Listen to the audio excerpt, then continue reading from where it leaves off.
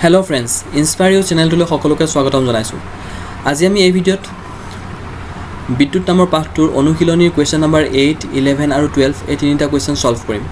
Question number 9 আৰু 10 মই ইয়াৰ আগৰ ভিডিওত মেবি ইলেক্ট্ৰিসিটি পাৰ্ট 7 বা 8 ত সলভ কৰিছো, তোমালোকে তাত চেক কৰি লবা।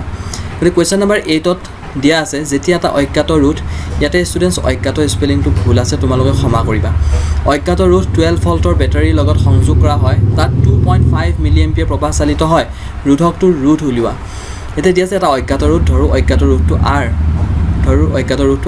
R এটা ৰুট 12 ভোল্টৰ বেটাৰীৰ লগত সংযোগ কৰা আছে।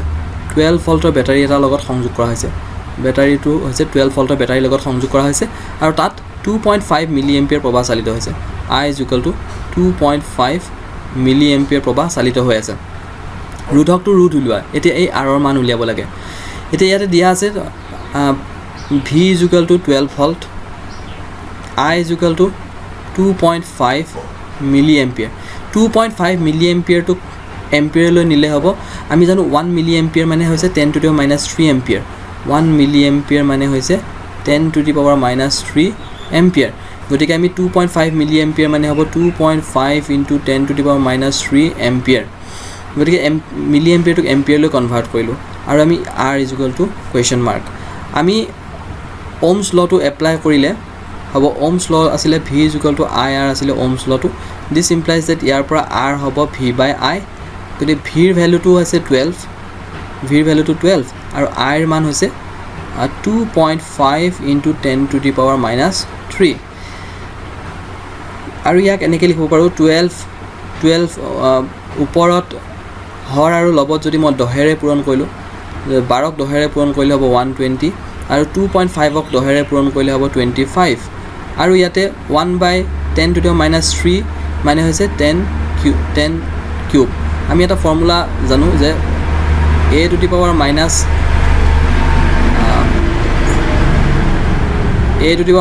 n মানে হৈছে 1/a to the power n। গতিকে এতিয়া 1/10 to the minus 3 মানে হৈছে 10 কিউব। 120ক 25ৰে হৰণ কৰিলে হ'ব 4.8 into 10 কিউব ওহম। আৰু আমি জানো যে 10 কিউব ওহম মানে হৈছে 1 কিলো ওহম। গতিকে 4.8 কিলো ওহমেই হ'ব ৰোধৰ মান। নিৰ্ণয় ৰোধ হ'ব 4.8 কিলো ওহম। গতিকে কুৱেশ্যন নম্বৰ 8টো সলিউশ্যন হৈ গৈছে। এতিয়া আমি আহিম কুৱেশ্যন নম্বৰ 11লৈ। কুৱেশ্যন নম্বৰ 11ত দিয়া আছে প্ৰতিটো 6 ওহম ৰোধৰ তিনিটা ৰোধক কেনেদৰে সংযোগ কৰিলে সজ্জাটোৰ সমতুল্য ৰোধ 9 ওহম আৰু 4 ওহম হ'ব। তিনিটা ৰোধ আছে, তিনিটা ৰোধ গোটেই তিনিটা ৰোধ 6 ওহমৰ তিনিটা ৰোধ আছে। 6 ওহমৰ তিনিটা ৰোধ যদি আমি এনেকৈ শ্ৰেণীবদ্ধভাৱে সংযোগ কৰোঁ তেতিয়াহ'লে ইহঁতৰ সমতুল্য ৰোধ কিমান হ'ব? 6 ওহম 6 ওহম 6 ওহম। তিনিটা 6 ওহমৰ ৰোধ যদি শ্ৰেণীবদ্ধভাৱে সংযোগ কৰোঁ, শ্ৰেণীবদ্ধভাৱে সংযোগ কৰিলে সমতুল্য ৰোধ গোটেইকেইটা যোগ কৰিলে আমি পাম 18 ওহম। আমাক 18 ওহম, আমাক 9 ওহম লাগে। গতিকে আমি এনেদৰে সংযোগ কৰিব নোৱাৰোঁ। আকৌ যদি তিনিওটা ৰোধ যদি আমি সমান্তৰালভাৱে সংযোগ কৰোঁ, তিনিটা 6 ওহমৰ ৰোধ যদি আমি এনেকৈ সমান্তৰালভাৱে সংযোগ কৰি দিওঁ 6 ওহম 6 ওহম 6 ওহম, তিনিটা 6 ওহমৰ ৰোধ যদি এনেকৈ সমান্তৰালভাৱে সংযোগ কৰোঁ তেতিয়াহ'লে সিহঁতৰ সমতুল্য ৰোধ 1/R is equal to 1/6 plus 1/6 plus 1/6 আৰু এইটো হৈ যাব 3/6 মানে হৈ যাব 1/2 মানে R হৈ যাব 2 ওহম। গতিকে আমাৰ 2 ওহমটো ইয়াত নাই, 9 ওহম আৰু 4 ওহম আমি পাব লাগে। গতিকে আমি গোটেই তিনিওটা শ্ৰেণীবদ্ধভাৱে সংযোগ কৰিব নোৱাৰোঁ, গোটেই তিনিওটা আমি সমান্তৰালভাৱেও সংযোগ কৰিব নোৱাৰোঁ। এতিয়া যদি আমি দুটা ৰোধ যদি আমি সমান্তৰালভাৱে সংযোগ কৰোঁ, দুটা 6 ওহমৰ ৰোধ 6 ওহম দুটা 6 ওহমৰ ৰোধ আমি সমান্তৰালভাৱে সংযোগ কৰিলোঁ আৰু 3 নম্বৰ যিটো 6 ওহমৰ ৰোধ আছে সেইটো তাৰ লগত শ্ৰেণীবদ্ধভাৱে সংযোগ কৰি দিলোঁ। যদি এনেকুৱা হয় তেতিয়াহ'লে এই গোটেই বৰ্তনীটোৰ সমতুল্য ৰোধ কিমান হ'ব? প্ৰথম দুটা যদি আমি চাওঁ 6 ওহম আৰু 6 ওহম আছে সমান্তৰাল সজ্জাত। গতিকে সমান্তৰাল সজ্জাত সমতুল্য ৰোধ হয় 1/RP is equal to 1/6 plus 1/6 is equal to হ'ব 2/6 is equal to হ'ব 1/3। গতিকে RP সমতুল্য ৰোধ হ'ব 3 ওহম। গতিকে 6 ওহম আৰু 6 ওহম এই দুটা সমতুল্য ৰোধ হৈছে 3 3 ওম আৰু এইটো 6 ওমটো ইয়াৰ লগত শ্ৰেণীবদ্ধভাৱে আছে 6 ওম এতিয়া ইয়াতে 3 ওম আৰু 6 ওম ৰুট দুটা শ্ৰেণীবদ্ধভাৱে সংযোগ আছে শ্ৰেণীবদ্ধ সজ্জাত আছে গতিকে ইহঁতৰ সমতুল্য ৰুট হ'ব শ্ৰেণীবদ্ধ সজ্জাত আছে সমতুল্য ৰুট ধৰি ল'লোঁ r dash is equal to এটা আৰ পি প্লাছ আৰু এইটো r এইটো 3 ohm plus 6 ohm is equal to 9 ohm গতিকে আমি প্ৰথম এইটো আমি 9 ওম ৰুট পাবৰ কাৰণে আমি প্ৰথম দুটা ৰুধক আমি সমান্তৰালভাৱে সংযোগ কৰিব লাগিব আৰু 3 নম্বৰ ৰুটটো সিহঁত দুটাৰ লগত শ্ৰেণীবদ্ধভাৱে সংযোগ কৰিলে আমি মুঠ সমতুল্য ৰুট আমি পাই যাম 9 ওম এতিয়া আমি 4 ওম ৰুধক পাব 4 ওম যদি আমি ৰুট পাবলৈ হ'লে সমতুল্য ৰুট 4 ওম পাবলৈ আমি সংযোগ কৰিম আমি কেনেদৰে সংযোগ কৰিম এইটো এটো আমি এনেকৈ সংযোগ কৰিব লাগিব আৰু বিৰ কাৰণে প্ৰথম দুটা যদি আমি শ্ৰেণীবদ্ধভাৱে সংযোগ কৰোঁ প্ৰথম ৰুট দুটা প্ৰথম যি দুটা 6 ওমৰ ৰুট প্ৰথম 6 ওমৰ ৰুট দুটা আমি শ্ৰেণীবদ্ধভাৱে সংযোগ কৰিলোঁ আৰু 3 নম্বৰ ৰুটটো তাৰ লগত সমান্তৰালভাৱে সংযোগ কৰি দিলোঁ এনেকুৱাকৈ যদি এনেকুৱা হয় তেতিয়াহ'লে সিহঁতৰ সমতুল্য ৰুট কিমান হ'ব এতিয়া প্ৰথম এইটো 6 ওম আৰু এইটো 6 ওম এই দুটা 6 ওমৰ ৰুট শ্ৰেণীবদ্ধভাৱে আছে শ্ৰেণীবদ্ধ সজ্জাত আছে গতিকে শ্ৰেণীবদ্ধ সজ্জাত থাকিলে সিৰিজ কানেকশ্যনত থাকিলে সিহঁতৰ সমতুল্য ৰুট আৰ এছ হ'ব 6 plus 6 is equal two 12 Om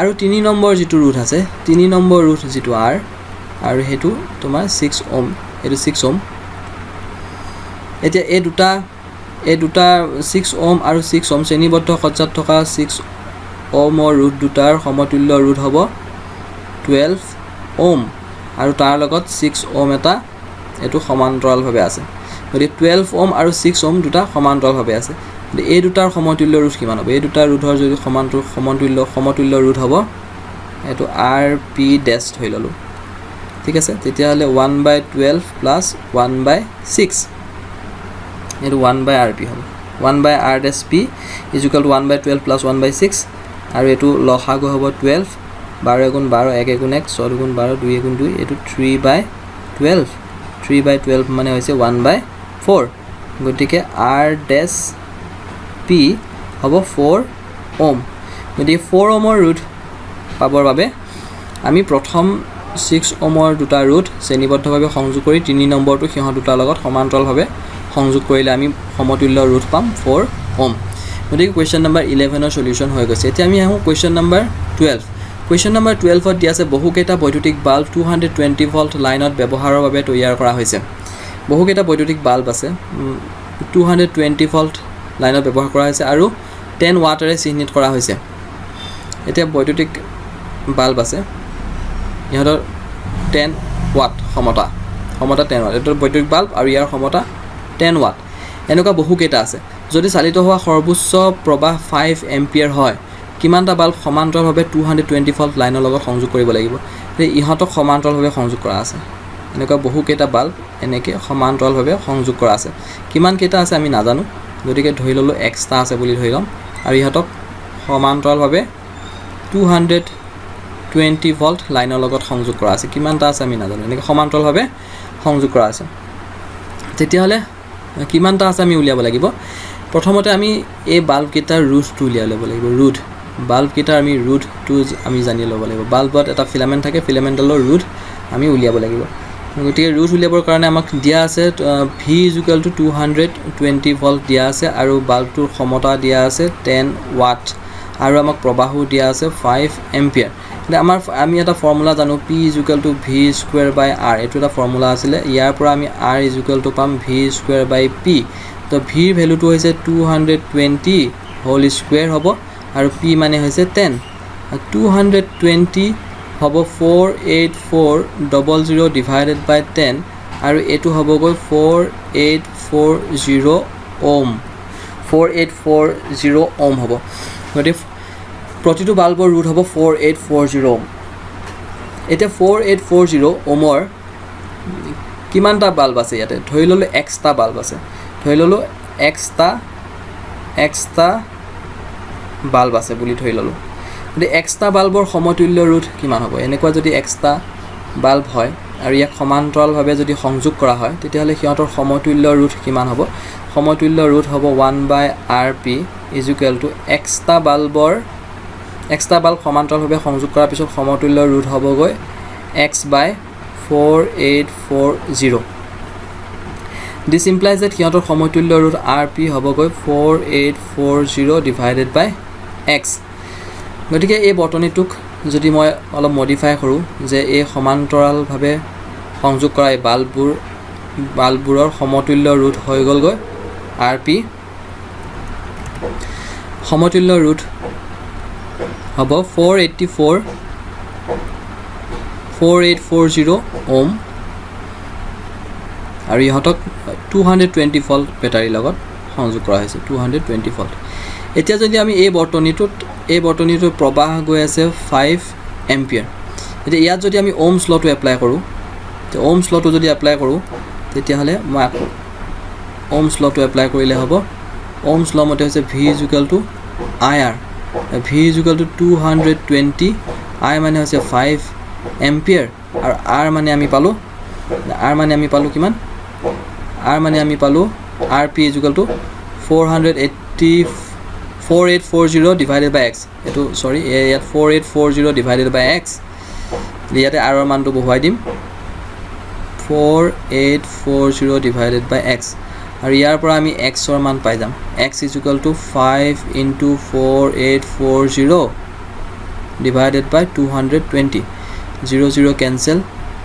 22 times হ'ব 5 × 22 হ'ব 110. x = 110টা. গতিকে 110টা বাল্ব যদি আমি সমান্তৰালভাৱে সংযোগ কৰোঁ তেতিয়াহ'লে প্ৰশ্ন দিয়া মতে চৰ্তকেইটা পূৰ হ'ব. গতিকে সলিউশ্যন উত্তৰটো হ'ব 110টা বাল্ব. এয়া হ'ল কুৱেশ্যন নম্বৰ 12ৰ সলিউশ্যন. ইয়াৰ পিছত আমি কুৱেশ্যন নম্বৰ 13, 14, 15 এইবোৰ আপলোড দি থাকিম. তোমালোকে চেনেলটো ছাবস্ক্ৰাইব কৰি ল'বা আৰু ছাবস্ক্ৰাইব বটনৰ লগত থকা নটিফিকেশ্যন বেলটো প্ৰেছ কৰিবা. যেতিয়াই মই নতুন ভিডিঅ' আপলোড কৰোঁ তোমালোকে নটিফিকেশ্যন পাই যাবা, নহ'লে নটিফিকেশ্যন নাপাবা. And finally, thanks for watching.